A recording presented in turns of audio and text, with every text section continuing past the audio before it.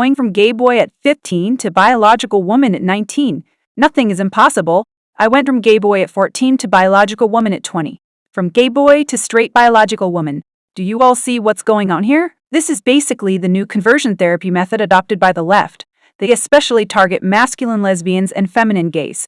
They always use this gaslighting type of language to make masculine lesbians think they're trans and just don't realize it yet. Basically, just trying to turn young lesbians into straight men. This is so manipulative, sick and disgusting. And then they'll claim no one is pressuring gender non-conforming people to be trans. My first day of freshman year of high school was August 8th, 2016. That same day, one of my teachers was introducing herself, to which she made the statement, "And if anybody in this classroom happens to be trans or wants to go by anything different, just let me know." She made dead eye contact with me, and I have never been so confused in my entire life. The following year, we had a gender bender day at school. I was really excited to wear my brother's clothes to school because I just felt more comfortable in boy clothes. That didn't mean I wanted to be a boy.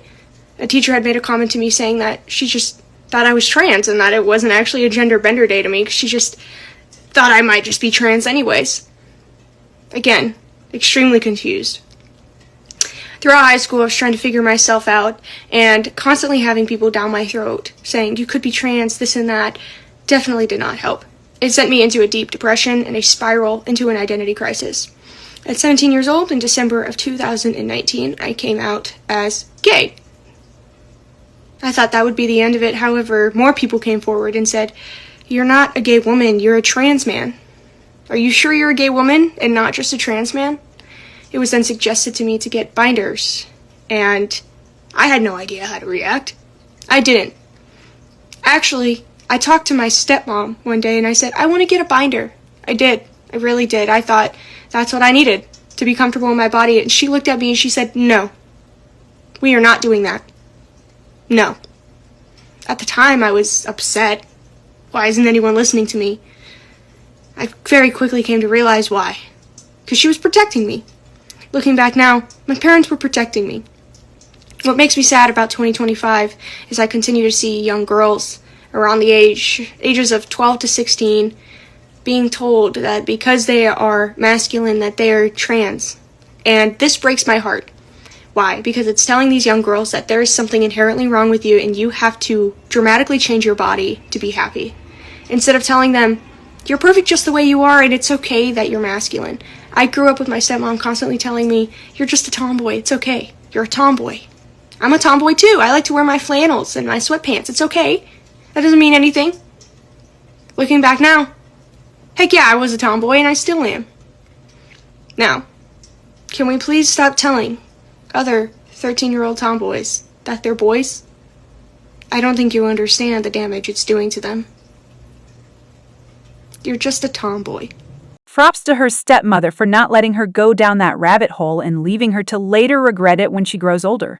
Some people weren't fortunate enough to avoid that, like this gay man coming face to face with Senator Weiner, a leading advocate for sex rejection procedures. When I was young, I was a feminine child and I discovered trans influencers online. They said, "Change your body and your life gets better, don't and it gets worse." Or as my doctors told my mom, I would commit. Medical and mental health providers didn't bother to ask why I felt the way I did. They poisoned my body with blockers and hormones, arresting my puberty and messing with my development. The result? I'm a 23-year-old gay man who's never had an orgasm and may never experience one. Let that sink in. I was rendered anorgasmic because once you say you could be trans, that's it. Full stop. No exploration as to why is allowed, even if you are a struggling kid. The former president of WPATH, Dr. Marcy Bowers, a California surgeon who had performed the surgery for Jazz Jennings at 17, admitted on video that puberty blockers followed by cross-sex hormones results in no orgasms and stunted genitals. SB 934 guarantees that more people will end up like me, the walking but wounded. I could have been spared all of this if any of my therapists would have explored why I felt dysphoric, but they never did. They only led me to hate my body more.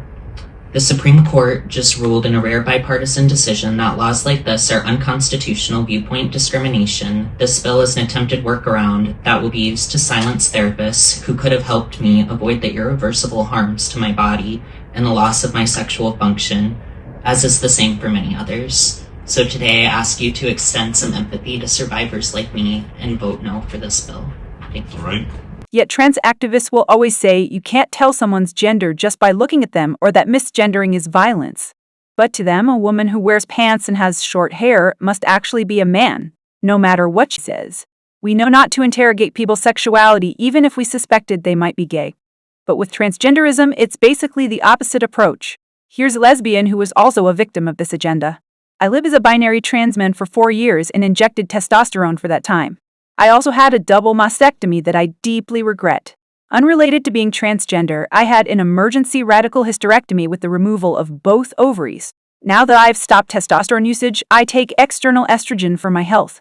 No doctor told me that taking transgender hormones would cause my uterine fibrosis to worsen, impacting my severe periods and ultimately leading to an emergency hysterectomy, thus pushing my body through menopause and only 25 years old. You can read the rest of this Substack article where she talks about her experience, which I've linked in the description. They even push this agenda onto fictional lesbian characters. For example, they're constantly making Vi, a character from the series Arcane, into a transgender man, simply because she's a masculine lesbian. Many of these people also try to trans the misogyny away, basically trying to identify their way out of misogyny and oppression. Male privilege is low expectations. Since transitioning, definitely have noticed people treating me differently, and it's not something that I really like. When I was presenting femme, the toxicness was at me. I was being catcalled or put down or spoken over, but now people assume I'm part of it. Very bro kind of culture. I was really surprised because I was working in this retirement village, and because they thought I was like a cis straight man who was married with a child,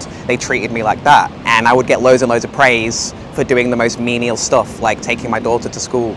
And they were like, oh, Father of the Year. I find that men treat me better, call me mate, call me bro, just kind of be a bit more friendly. I didn't get that so much when I hadn't transitioned. People assuming that I'm in charge. Even at restaurants, you know, people coming to me first rather than my partner. I never know what wine to drink, so I'm like, don't ask me, I've got no clue. Or like cooking my wife dinner, they were shocked that I did the cooking and stuff. I'd never encountered that before, I didn't know, because I've been in lesbian relationships my